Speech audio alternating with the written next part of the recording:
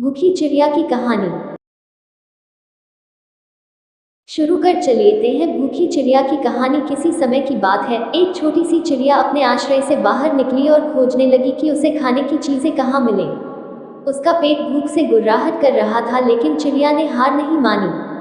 वह यात्रा करते हुए एक हरियाली भरे बाग में पहुंची, जहां उसे कई प्रकार के फल दिखाई दिए।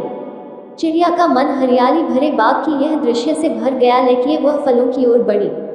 परंतु एक समस्या थी। वह चिड़िया उत्साहित थी, पर उसकी उच्चारण शक्ति कमजोर थी। इसलिए उसने सोचा, कैसे होगा मेरा भूखा मिटाए इस फल को छूना। फिर चिड़िया ने एक गुलाब के पौधे से अपनी आवश्यकता बताते हुए कहा, क्या तुम मुझे थोड़ा सा फल दे सकते हो? मेरा पेट बहुत भूखा है और मैं बड़े बड़े फलों को छूने में असमर्थ हूँ। गुलाब के पौधे ने चिड़िया की आबादी देखकर कहा, तुम यहाँ रह सकती हो और इस बाग में जो कुछ भी चाहो उसे खा सकती हो। चिड़िया ने धन्यवाद दिया और वहां रहने का निर्णय किया।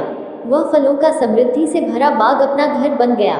चिड़िया ने आनंदपूर्वक अपनी जीवन शैली में बदलाव किया और भूख की कभी चिंता नहीं की। कुछ दिनों बाद एक और चिड़िया भूख से तरस रही दिखी। वह भी उसी बाग की ओर बढ़ी और चिड़िया से मिली। चिड़िया ने उससे पूछा, तुम्हें भूख क्यों लगी है?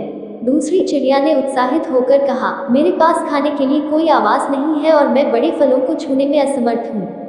चिड़िया ने मुस्कुराते हुए कहा, तुम यहीं रहो, मैंने इस बाग को मेरा घर बना लिया है और यहाँ तुम्हें भी खाने को मिलेगा।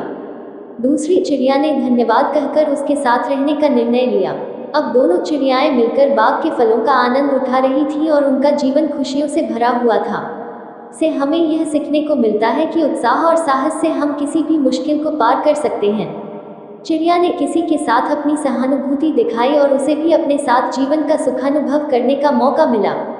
इसके अलावा हमें यह भी सीखने को मिलता है कि हमें अपने सुख संसार को बढ़ावा देने के लिए अपनी सहानुभूति और साझेदारी का हमेशा स्वागत करना चाहिए।